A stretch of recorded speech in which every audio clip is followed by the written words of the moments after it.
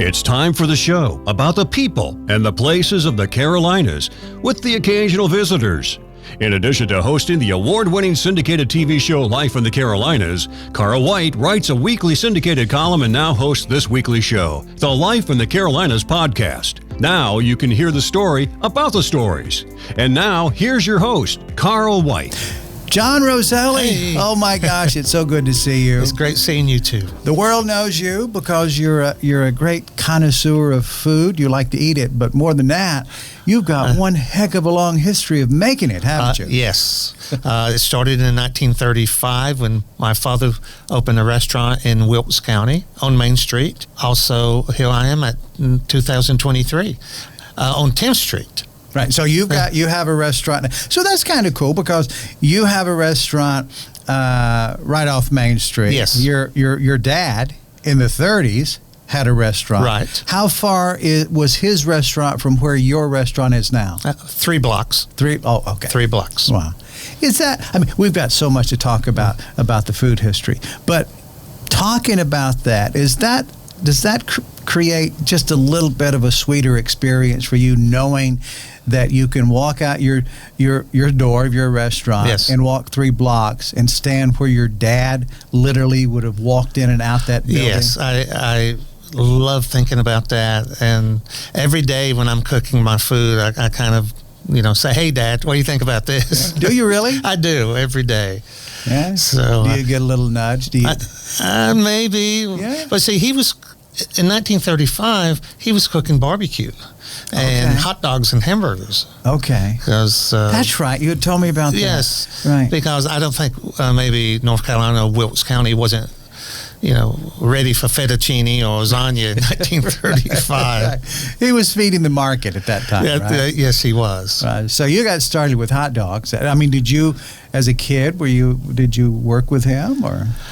Well, he opened another restaurant called Sunny Italy Restaurant in 1966, and I was a junior in high school. Right. And I started waiting tables. Yeah, I started waiting tables. You wouldn't have been back. Not 1935. You wouldn't have been that. But as a kid, in the other restaurant you worked, and that's the one that most people talk about now as far as a fond memory, right? Yes. People says it's the old Chicken House Italian restaurant, which is half true. The story is that Dad tried his hand being a chicken farmer in Wilkes County, and he did not make it. Okay. So people said, well, you do good Italian food. Why don't you just open an Italian restaurant? So Dad tore down the chicken house, brought the wood over across the road, and built Sunny Italy Restaurant with wood and tin from the chicken house. From the chicken house. From the chicken house. But no chickens was ever in the restaurant. Except for chicken cacciatore. But it was kind of styled like a chicken house, right? It was. They did a blueprint from Lowe's Corporation at that time. Wow, that was early for Lowe's too, wasn't it? Yeah, in 1966 it was. Tell me about your first memory of working in that restaurant. Well, at that time, Dad and my mother was doing all the cooking, so I had to wait tables. So, I never waited tables before. So, Dad said, go out there and wait on those people. This was the first night. Right. And they left me $2 tip. And I said, hey, I'm for this. Because I didn't make any tips, doing on the farm. Right, of course. Well, that was Dad, right? Right. So here you had the people. That's right. I had the people. So I got the bug right then. Wow. So that would have been a lot of money then, though, right? It would, yes. Yeah. Maybe they gave me a little extra because I was Daddy's son. So. Right. Well, whatever. It worked for you, right? Right. Yeah. Talk about that work culture, if you will. Maybe we'll get back up to your place and what you've got going on now. But I'd like for us to explore what that was like growing up in that environment. And once you got into the restaurant side and serving people, working on them, what were the things that you learned then from your parents that helped you become the person that you are now? What were those fundamentals? Well, in the restaurant business, it becomes your life, and you just don't clock in at 8 and clock out at 4. Right. It becomes a fabric of your life, and I love talking to people. And was that something your mom and dad did as well? Yes. Okay. I remember before we opened the restaurant, Mom and Dad always had people over on Sunday, and Mother would have a walnut cake and made coffee, and we'd just talk, and I loved that. Yeah, that was the culture of it, right? It was. And I've heard you say in the past that you have a blend of Italian and Southern. Yes. Yeah. My mother was born and raised in Wilkes County, and Dad in 1931 came south from New York and met my mother at a boarding house, and they got married in 2 months. Wow. Yeah. So was that a boarding house in? Yeah, it was just 3 blocks from here. Wow. And across the road from where he put his first restaurant. That's convenient. Yeah, it's right beside the Liberty Theater. I think they're redoing a restaurant down now. Right. That's where the boarding house was. It was called the Central House. Okay, so that's... And my grandmother, Dolly, she ran. And my mother, Daisy, she was the maid and made biscuits. And since Dad was never had biscuits before. Right. So he fell in love with those biscuits, maybe just as much as Daisy's. Right. So the biscuit, you don't know which came first, but there was a mutual love going on. That's right. Yeah. Yes. That's nice. That's nice. So you've got a history then of hospitality. So your grandparents and your parents, and right. as far as bringing guests in and taking care of them. Do you think that also has been beneficial? So waiting tables is one thing, and cooking is another thing, but that general thing of hospitality. Yes. I see that in your place now, and I see the way you come out and you talk to people, and how much they seem like they're customers, but they seem like family too. Yes. You come to Roselli's on 10th Street maybe twice, you become family. I tell them you're part of the family now. Yeah. And people talks about the grandkids and stuff. Now, at Sunny Italy with my mother, as soon as baby was born and they could take it out, they would bring it and show it to Granny, which was a nickname for my mother, Daisy. Right. And so it was family. And so did she love seeing the babies? Yes, she did. She did. Tell me one of those memories, something that you remember that you just, maybe you stood there in awe at what you were witnessing, with your mother and how she interacted with people. I don't have a specific memory. It's just that everyone that came in said, where's Daisy, where's Granny? And everybody wanted to see her. They wanted to see her. And that's what I try to do at my restaurant. And most restaurants in the area, or maybe all in America, you don't know who owns it. You just see the person that seats you and your wait person. But I try to come out and give them a face of Roselli's, and give them the history if they want to know. Right. Are people curious about that? Oh, very, very curious. What are they asking? Same thing I'm asking, I guess. How come you look Italian but you sound like you're from the South? So I have to tell them the story about Daddy coming down meeting Mama. Right. Now I did live I had summers in New York, but I didn't get the accent. Right. Now, was that you summered there? That was because of your dad's? Yeah, because he went up and spent some summers with his family on Long Island. This was before they opened the restaurant. Right. Now, when the restaurant opened, it all changed because they didn't have time. Now, had your dad migrated, or was it his parents who migrated? My grandfather. Your grandfather was from Naples. Okay. And he came over in 1902 and sent over for his fiancée. I guess he saved the money for her package, and she came over and they got married and had 12 kids. Wow, and so that's how you got started. Yes.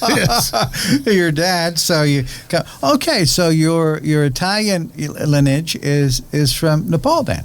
Yes. Yeah. Okay. Yeah, they used to tell a story about my grandfather that he would walk around when he was a kid in Naples, outside of Naples, with like a pizza pan on his head, because sometimes when the mountain would blow a little bit, rocks would come down, and he wanted to save his head. So I can see your grandfather out there as the volcano's going up and the rocks are coming down, right? Mount Vesuvius, I can't pronounce. Okay. Well, you have been a few generations removed from the language, that's right? But I think my grandfather would love the way I cook. So, So was he a great cook? He made homemade wine. Okay. He had a gigantic garden that he raised tomatoes and everything.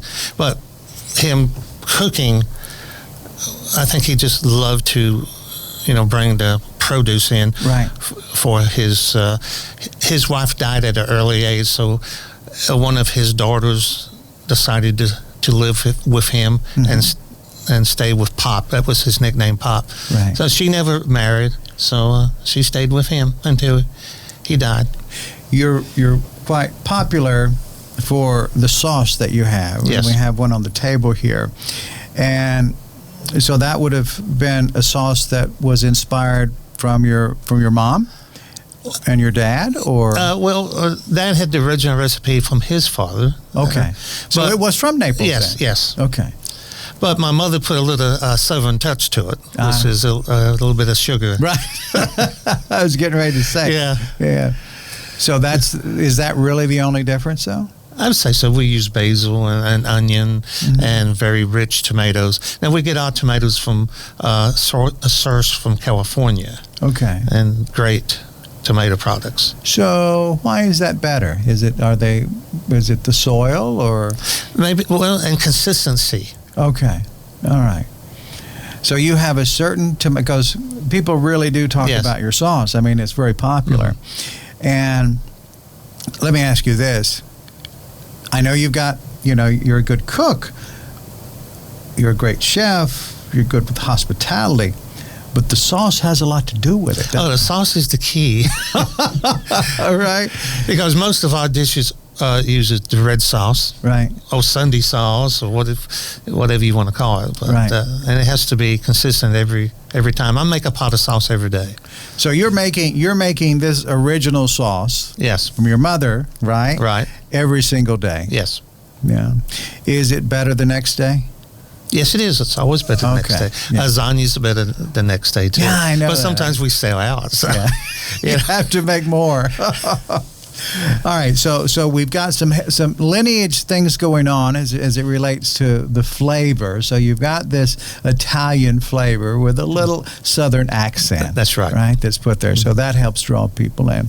So when you were working with your mom and dad, and even back then, what was it that people raved the most about? What were the foods that seemed to be the most popular? I would say the lasagna. The lasagna? And the salad. Okay. And the salad. So, once again, that's another special thing, right? Yes. Talk about the origin of the salad dressing. Well, the story is that my mother told me that she was at the local A&P. There was A&P in Wilkes County at that time, 1967. And my mother was a Southern Baptist lady, and she prayed a lot. Right. She said to my father, we have the orange vinegar dressing, but, it's boring. I don't know if she said boring, but that's what she meant. So she said she was at A&P, and she said, Lord, help me figure out a dressing. So she said there was a voice in the back of her head saying, look this way, Daisy. That's what you want. Then look this way. That's what you want. Put those together and maybe put something else with it, and you got it. Right. But, it wasn't just like she went home that day and it was there, but she worked on it for about 3 months and came up with the Sonny Italy salad dressing. So it was that, but that is the moment that she tells the story. That's the moment. That idea was born. Born into her head, yes. Yeah, all right. And I can't doubt it. I mean, that was my mother. So when people sit down and order at the restaurant, because I like both. I like both of the dressings. I like the oil and vinegar. But what's the most popular? What do people tend to order the most? I would say the Sonny Italy is about 60%. Okay. Then orange vinegar. Then we have Caesar. Right. salad dressing. Now, do you also. make the Caesar as well? Yes. Okay, so you make all your own Yes, dressings. we do. Okay, all right. So, but this one, this is the original. Yes. So, if you sat down, John, my question is very, very direct. If you sat down and you're enjoying one of your own salads, and you pour this on it, does it taste just like what your mom made? Yes.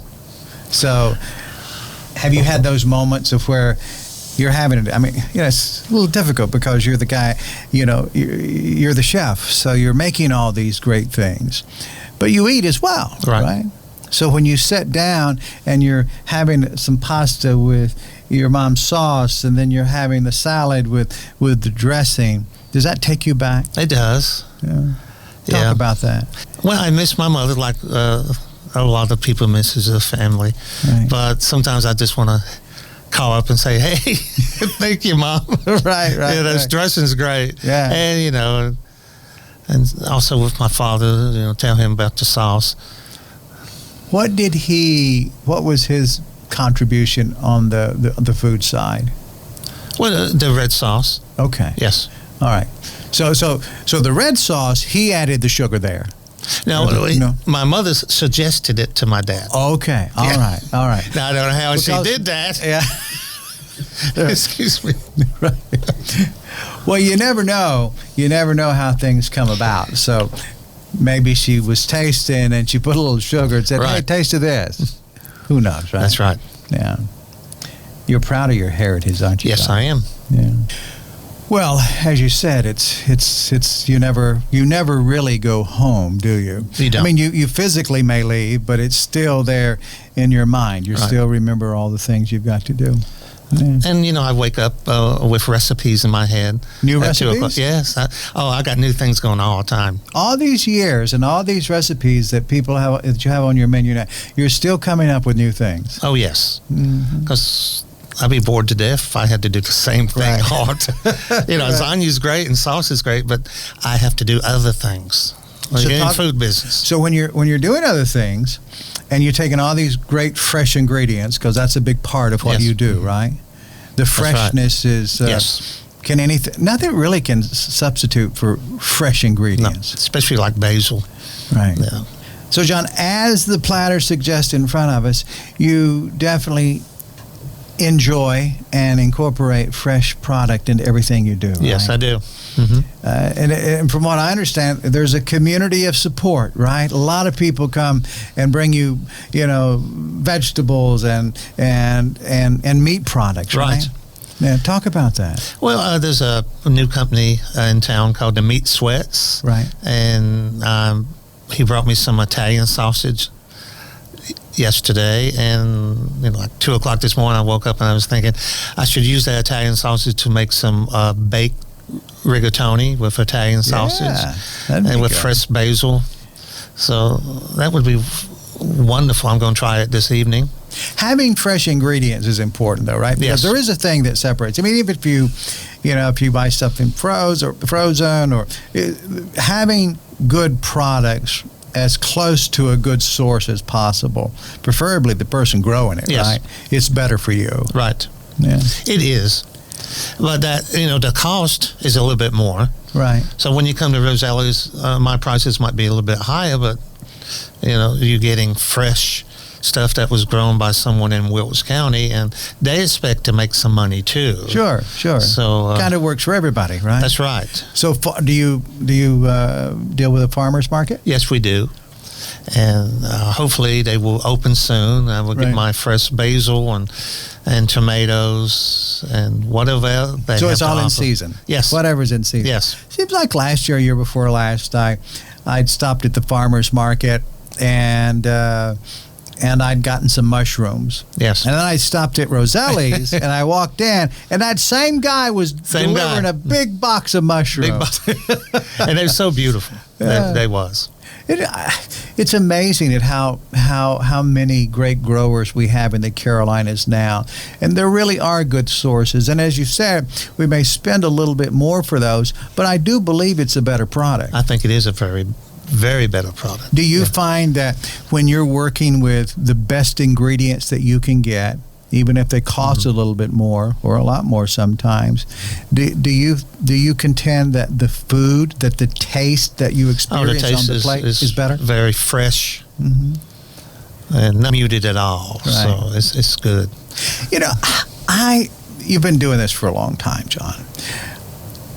I believe that it takes a discerning palate to know the difference. Right. Because if you eat fast food all the time, I mean, just because of your life, I mean, we all have different lives. So if you're always having that experience, and you don't have time to, take an evening and go out and have a nice sit-down dinner. So it's a special thing. I believe that once you have that experience and it's in the right atmosphere, you've got great customer service, I think it takes that whole experience, even for your brain to relax enough to where your palate can taste the difference. I agree with that. And, like the story my wife tells, her grandmother used to make, homemade mashed potatoes with real butter, and the potatoes has little chunks in it. Right. But you don't get that in any restaurant. So a dream of my wife's someday is to have like a Southern menu. A Southern menu. A Southern menu. We may try that for Mother's Day, because we're going to be open for Mother's Day. And she said, I want to do maybe some mashed potatoes, maybe some real fried chicken in a pan. Right. Shrimp and gravy. Well, that's more of a Savannah Southern, that right? Is a Savannah or Charleston. Southern. That's right.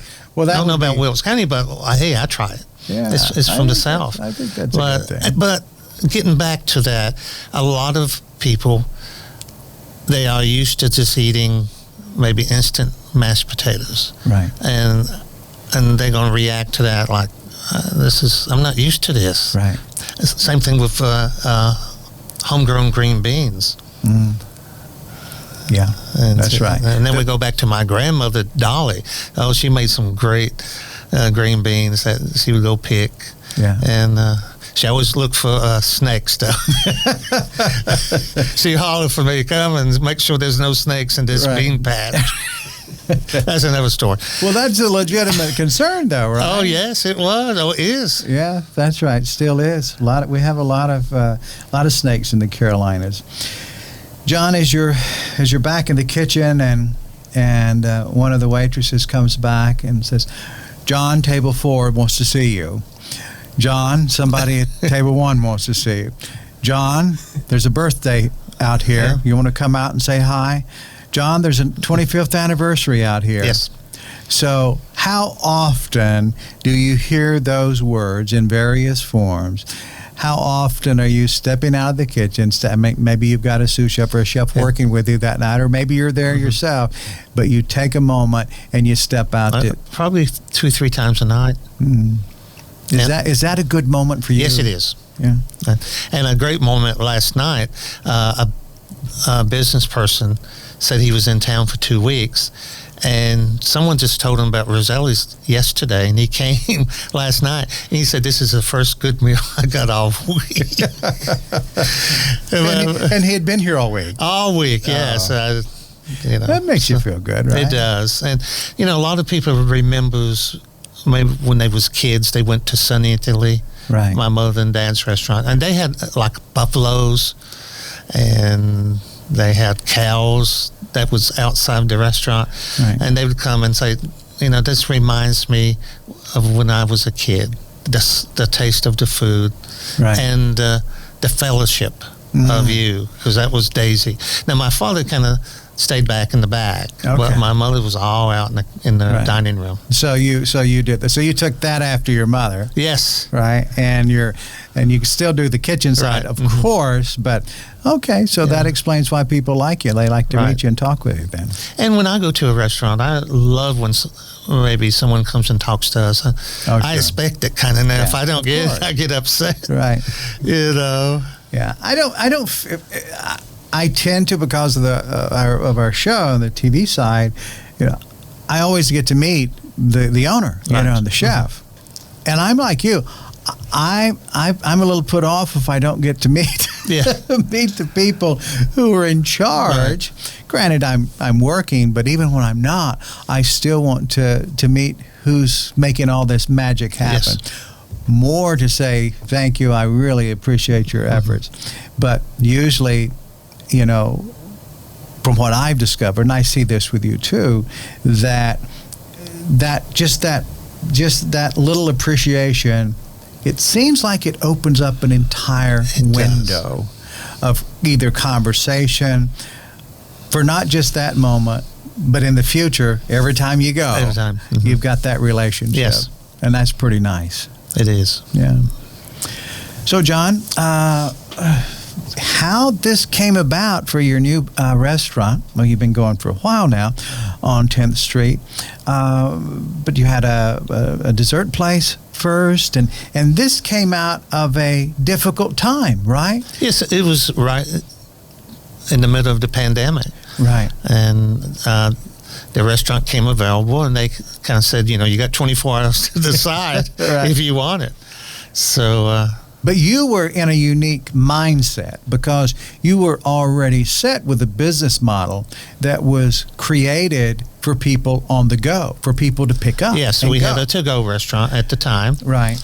And that mindset put you in a unique position with Roselli's on 10th because you were able to do the to-go immediately. Right. So that need was there because of what was going on and people staying at home, so they could come up and pick up their meal right. and have a Roselli experience at home. That's true. Right. Was that good? Was that good business? It was very good business, and you know, we do a lot of to-go business even now. Even now. Even now. Do you imagine if you just had a regular restaurant and you had not? And you didn't have that background, right? You didn't have the to-go mentality, if you will.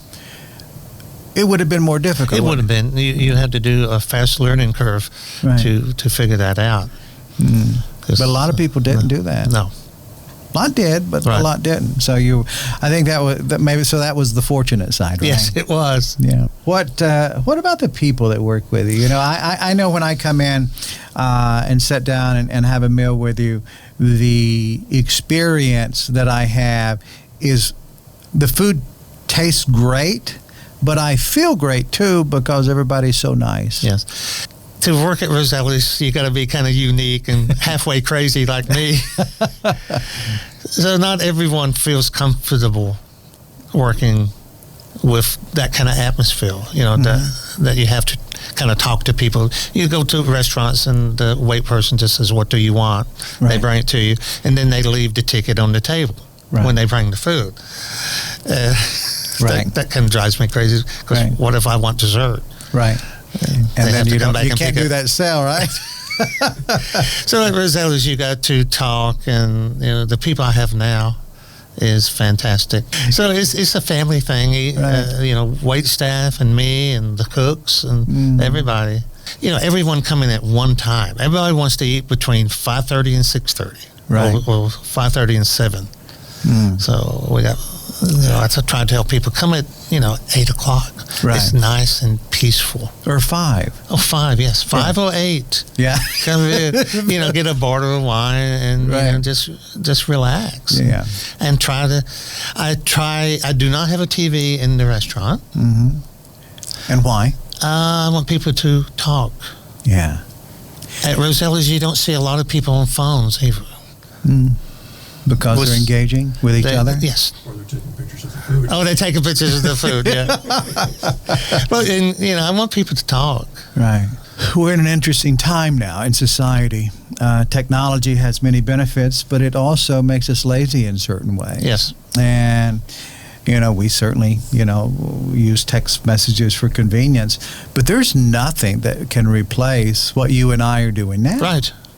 The art of conversation. Yeah. Isn't it interesting maybe now the idea that it's an art form, maybe that's more relevant now than it's ever been before because we have the easy distractions. Yes. So we have to elevate what should be basic fundamentals Yes. of existence, and we have to raise it to that level of where we actually call it an art form. I think maybe you mentioned it with wait staff, that there are some wait staff people you hire, and you've got these people that come in and want a job, and they're not people, right? And then you find somebody that can carry a conversation, and then they go on the floor, they're making good tips, they're having a great time, they're loving what they're doing. But if you don't have the right person, you have to have people who can do that. Yes. So question, John, is how difficult is it to take someone who does not know how to do that, and I believe that number is significant, right? And nurture them to a place of where they can do that, and then they don't get stiffed on a tip, or if they do, it's very, very rare, but they just don't, and they get bigger tips because they're just kind. Right. What is that? How difficult is that to do? Well, if they stay with me, sometimes they get frustrated and leave. Right. But if they stay with me, I will help them in any way I can.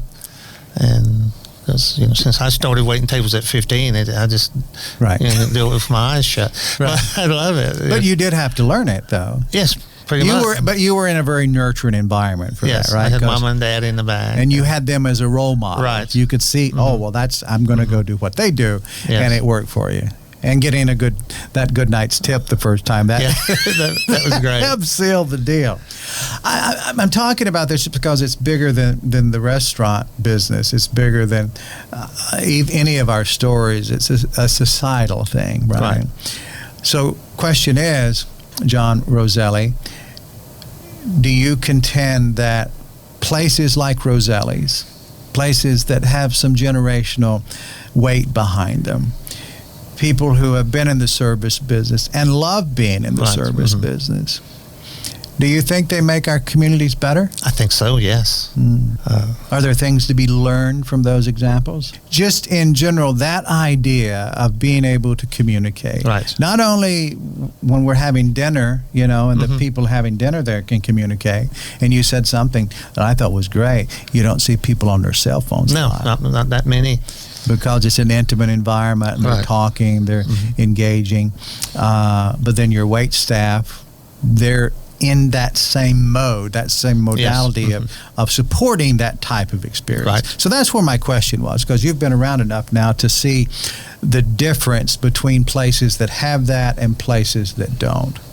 So do you think that Roselli's is not only that kind of place, but it's a place that makes a difference? It is a place that makes a difference. And I don't know if I can exactly pinpoint one thing, but you can go to school to learn how to cook and stuff, but I don't know if you can teach the art of conversation or talking to people, or that feeling of magic. Right. And I mean, at 7:30 on a Friday night at Roselli's, if everything is doing great, it is magical, because just everybody's doing the job, going in and out and talking, and it's wonderful. And everybody's having a good time. Yes. Do you see the validation of that idea by a lot of repeat business? Yes. Yeah. What of the percentage of business that you have at Roselli's, what percentage would you say is repeat business? These are people that you've met before. At least 30-40%, but we're getting a lot of new people every week. And if someone says I ask them, this is the first time you've been here, so I try to do something special for them if it's the first time. Right. Yeah. So how do people say they find out about you? Word of mouth. A lot of that. Okay, so people that had been there before, talk about it. And they're talking about it. Like the guy last night, someone told him to come to Roselli's before you go back home, and he tried out. Yeah. I know there's an artisan in town, Michael Reevely at Wabi Sabi Workshops. Yes. We know Michael well, and he's always talking about his students who come from all over the country to take his classes, and he sends people to your restaurant. Yes, he says they all have a great experience. They all talk about it. Right. And when they come in, I ask them, and I make sure they get that special treatment. Yeah. Yes. Everybody gets special treatment. Right. So talking about special treatment, so we've got this great food experience. Now, the food experience doesn't stop with the pasta. It doesn't stop with the great steaks.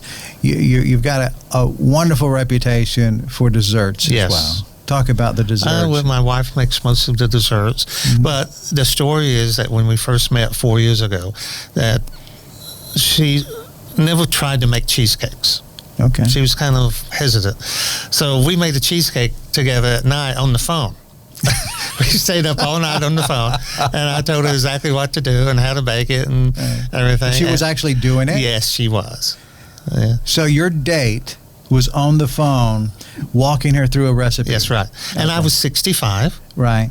And she was 52. Right. And, at 65, you don't think you find love again, but I did. Right. And we made a cheesecake all night long on the phone. Right.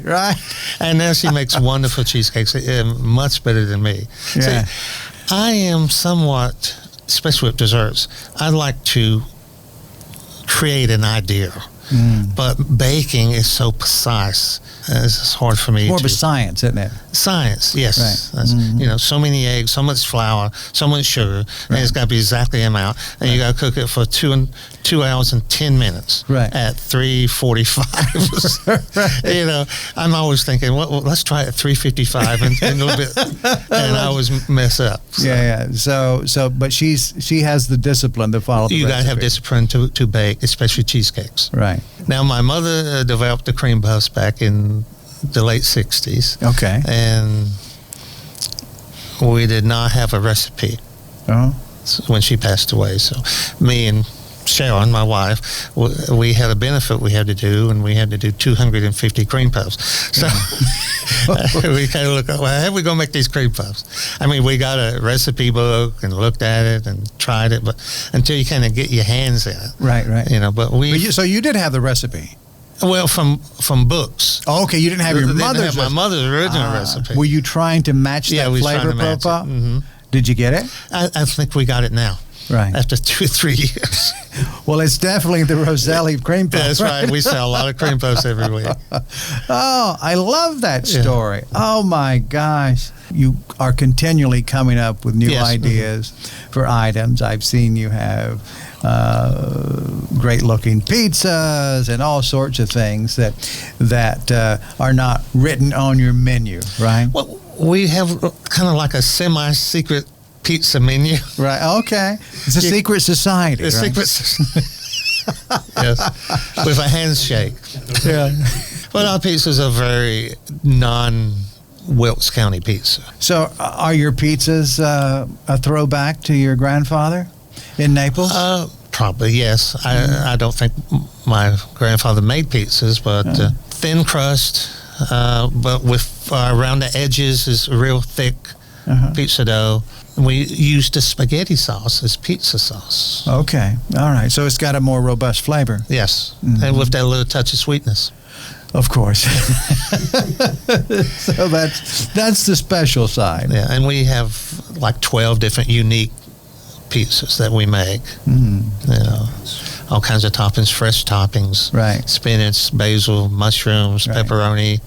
Yeah, all the good stuff. All the good stuff. Nice.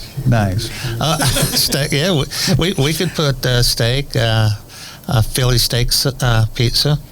We now, make those. John, in today's environment, people have different types of dietary needs, right? So obviously, an Italian restaurant's going to have a lot of great pastas and experiences for people to have. You also have great items on the menu. If somebody needs a bit more on a low carb, you do great steaks. You've got some good seafood, but your salad with the Italian dress. I mean, there are a lot of things there that can meet the needs. Because when I started going on more of a low carb diet and trying to just for general health for me, I looked at your menu and I was like, well, can't have that, but I can have all these other things. Right, that's right. And I asked you one day, I said, well, John, could you do something that would be, more on a dietary need that someone would have? And you said, of course. Right? A large salad with grilled shrimp would be something That would be one. A grilled chicken, Yeah, yes. all sorts of things. All right. John, when you look at where you are now, what do you, obviously, cheesecake, but what do you see a few years from now? Since I'm 71, I don't know if I try to have a 5-year plan, maybe just making it to 76. But, I dream I would like to have I'd like to have a gelato shop. That's one of my pet little dreams. I don't know if that would happen. But wait a minute. You mean to have gelato available at Roselli's or have an actual separate shop? A separate shop. Right. That would be great downtown. Yeah. So if anybody wants to, finance me for a gelato shop, I'd be love to do it. So your entrepreneurial spirit is not slowing down at all. Not at all. Yeah. So, John, we've got a great experience that I like to think of is Roselli's on 10th, the up top location, and then you've got one downstairs as well, and there you're able to put on all sorts of events for people and have it infused with your Italian food, but then other things as well. Yes, it's called Roselli's Event Center, Rosie's Bar. It's a space that you can have birthday parties, right. Reunions, a meeting. So the space can accommodate up to, 100 people or so? Yes, 100 people. And, nice. We do have cocktails in the evening. Is this your attempt to create an environment that helps people slow down a little bit? Yes. Right? Yes. Because that seems to be kind of a thread that we've talked about during our visit today is from the family aspect and folk just being able to sit down and talk and relax and have a good time with each other, right, rather than have a lot of distractions. That's true. Yeah. So there is an art to that, right? That's right. There is an art to that. Let's talk again about legacy. And kind of we'll kind of wrap out with this on the idea of family. You've talked about your age a bit and what the future may look like. But when you begin to look back in time and you look at your grandfather, you look at your parents, coming from different cultures, coming together to make this beautiful thing happen. You look at your life's journey and the fact that you're still doing yes. it. You haven't stopped. You haven't slowed down. I remember a conversation with you months ago and you said, I can't stop, You're building a new house. I don't think, from what I observe, it's not that you can't stop because of a certain reason. Sure, economics may be part of that, but it's your culture. It's who you are. It's who your family is. Right. So why would we ever stop? Why would we ever lose that vision? There's so many wonderful stories that we have in the founding of America and just companies that, even in the Carolinas, that have done incredibly well as their founders have, were not young anymore. Right. Mm-hmm. Many of them started when the founders were not young anymore. But life has a purpose, and that purpose is to be lived, right? The art of conversation. The art of living, mm-hmm. right? So there's an art to that. You and I are sitting here now talking in our little podcast studio, and there's fresh food here. I smell the pepperoni. I smell it's like being in your restaurant because of the basil is fresh, right? I always smell that. That invokes something happy to me, right? You're in the happy business. Happy business, and also helping business. It gives me great joy and. A lot of Christian people feel, and I'm a Christian, feels like they need to do something to help the fellow man, woman. Well, I do that every night. I'm open. I give people joy. Yeah. And you're in the business of service, right? Yes, and I had a friend come in town. It was a White House chef, and he came in. And I brought him to dinner at Roselli's. Yes. You and he met, and. I don't know that there's a time that he and I talk on the phone that he doesn't say, how's John doing? No kidding. Well, that's great. So, that's nice because people who do the art living thing and living well, mm-hmm. And I'm not talking about being rich and living. I'm talking living well. Living well. Having the conversations, having the time together, and realizing everybody's got ups and downs, and it's okay. Yes. It's okay. So we're there for it all. It's going to be good, isn't it, John? Yes, it is. Better every day. John, I really appreciate you being with us. Thank you. I would be remiss if I didn't let our viewers know that a reservation might be important.